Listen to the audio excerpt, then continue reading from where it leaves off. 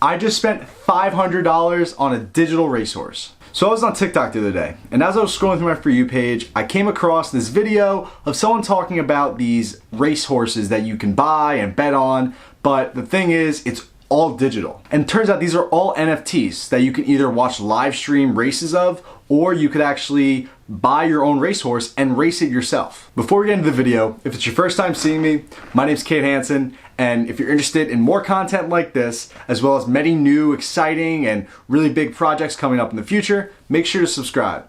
Also, if you enjoy this video, make sure to smash that like button, as it'll really help me out. And if you want to see more content like this, I want to know from you guys. So like it if you think this is awesome content, and dislike it if you don't. And if you dislike it, leave a comment to let me know what you want to see in the next video. Now before we start, I think I should go over what an NFT actually is. So NFT stands for non-fungible token, which basically means you can't exchange it for something that's going to be equal in value. NFTs have been blowing up lately, with them ranging in all different kinds of prices, with one even selling for $69 million.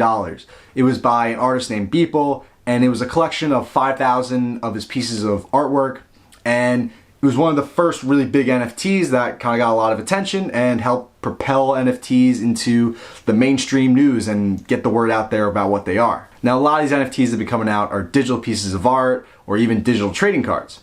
And a lot of people are wondering, why would I spend money on a digital artwork or a digital trading card?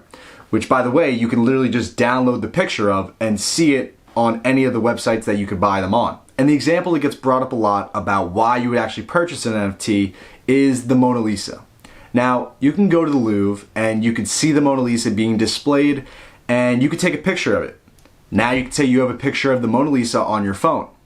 But it isn't the Mona Lisa, it's a copy, it's a digital picture of the Mona Lisa. So why would anyone go and buy the Mona Lisa if you could just take a picture of it? The point is, you own the Mona Lisa.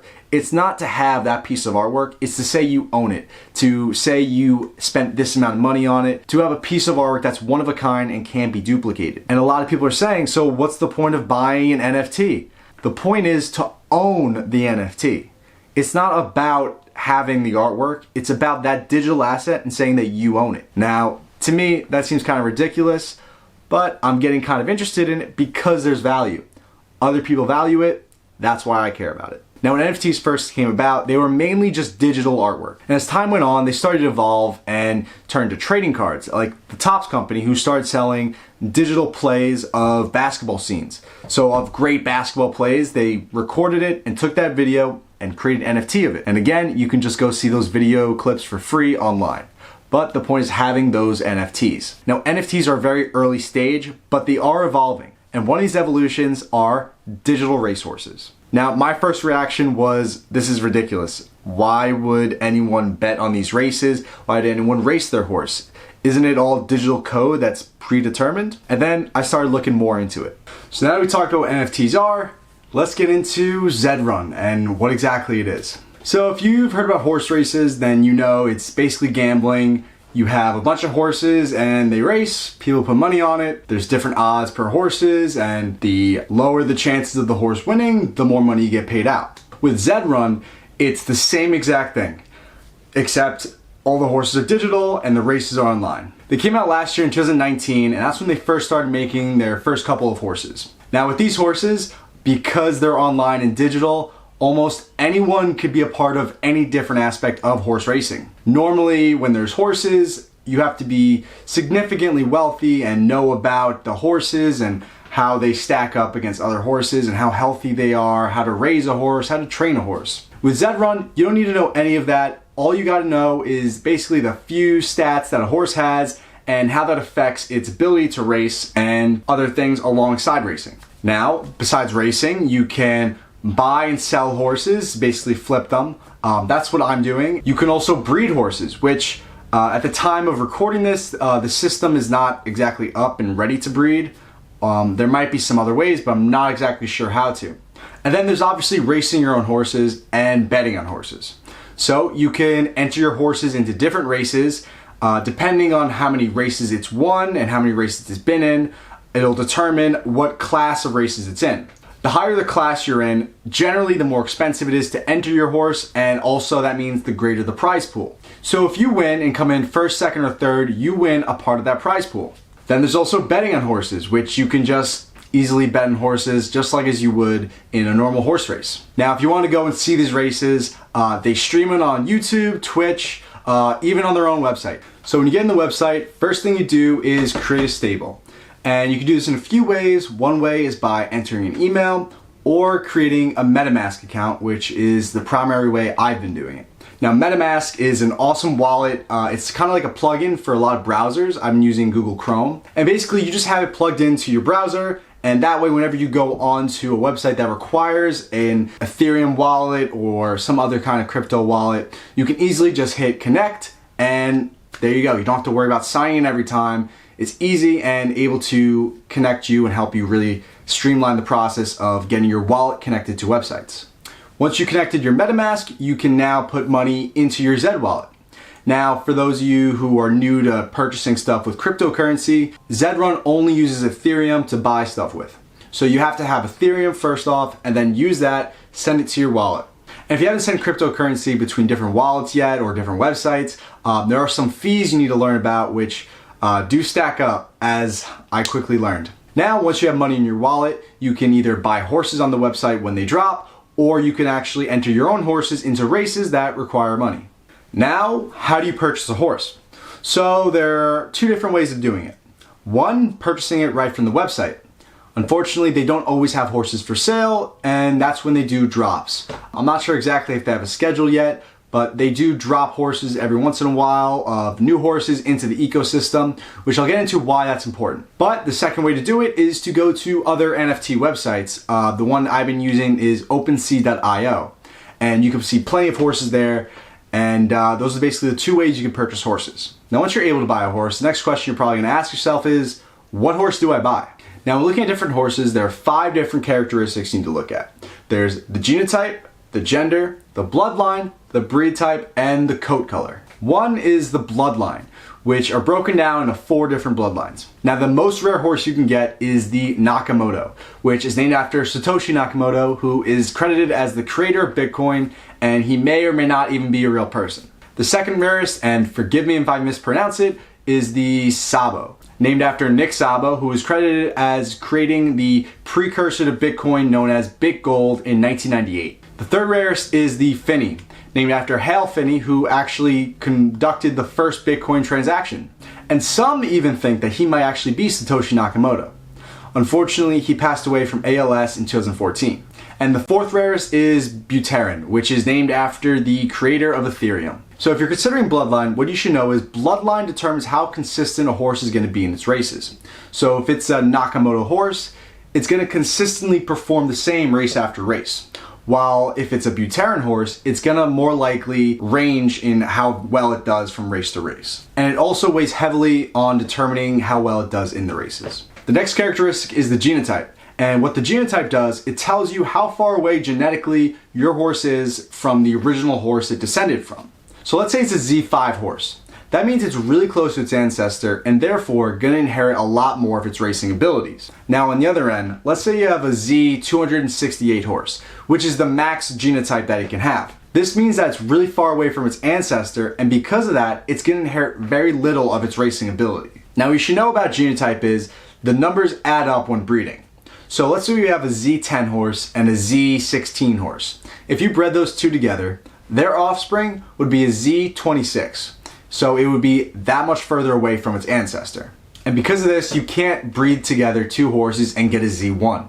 Because the lowest you could possibly get after breeding 2 horses is a Z2. And that's if they're both Z1s. Next characteristic is breed type.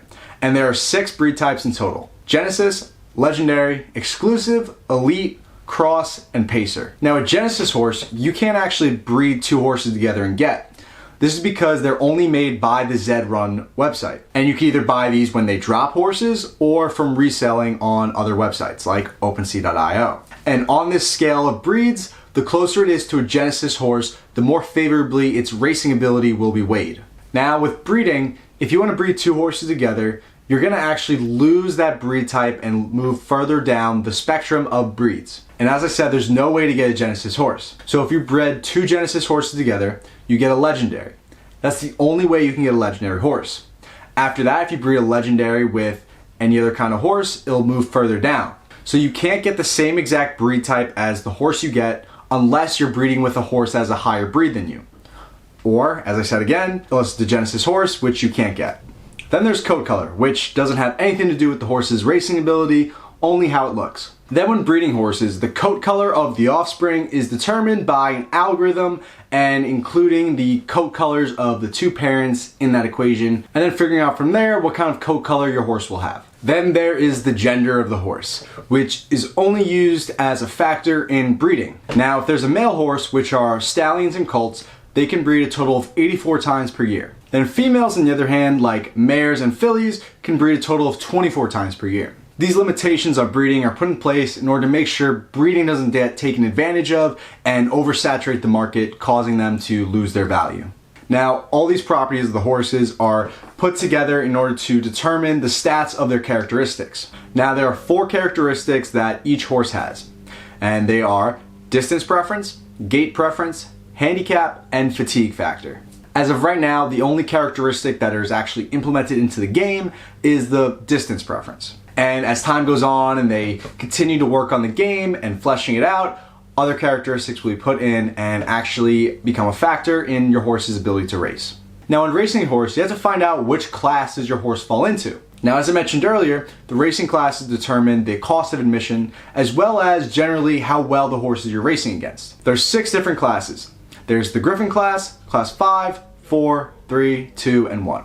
Now, when you're going to race a horse, if it's the horse's first time racing, you have to do what's called an inaugural race, which is basically its first race, and basically the game figures out the base stats of the horse. From there, it'll move up to class 5, and depending on how well it does in each race, it can move up or down in class. Whenever your horse comes in either first, second, third, or fourth place, it'll get additional points that can either move it up a class, or if the horse comes in 9th, 10th, 11th, or 12th place, it'll actually lose points and move down.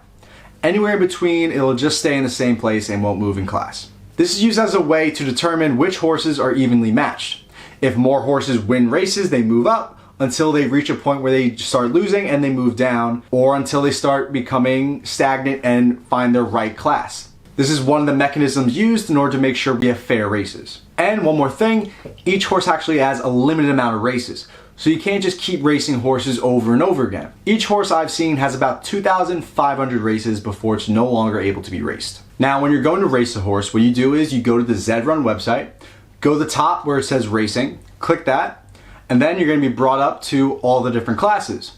You have to figure out which class your horse falls into, pick that class. Once you pick your class, you'll then choose a race to race in. Once you click there, you'll be given an option to choose from the gates available. You pick a gate you prefer, and then you enter your horse. And it's all included into your MetaMask, or depending on what kind of wallet you have, it'll just appear there and you'll click on it.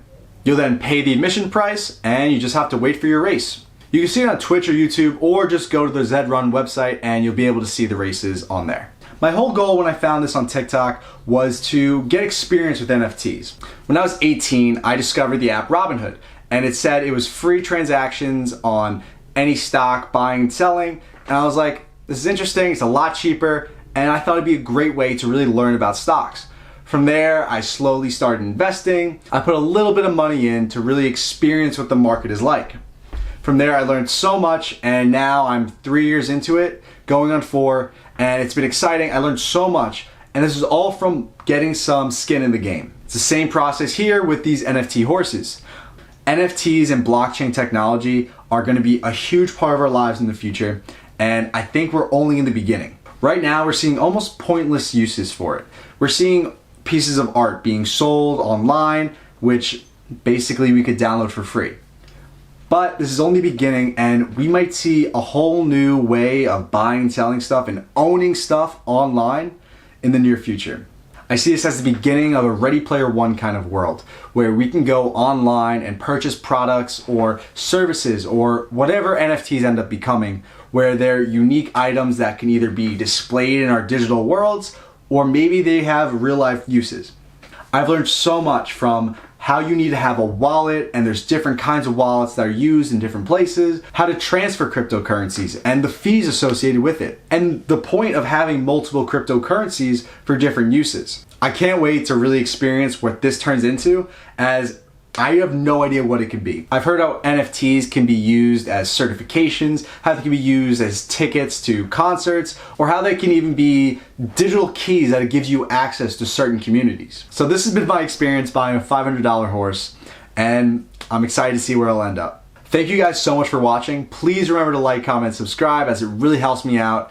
I appreciate any feedback you guys give me, so leave any comments you want in the comment section down below. And if you have any other video ideas you want me to do, please leave in the comments as well. And if you made it this far, I'm assuming you liked the video, so hit the subscribe button to see more videos like it. And before I go, remember to get it done.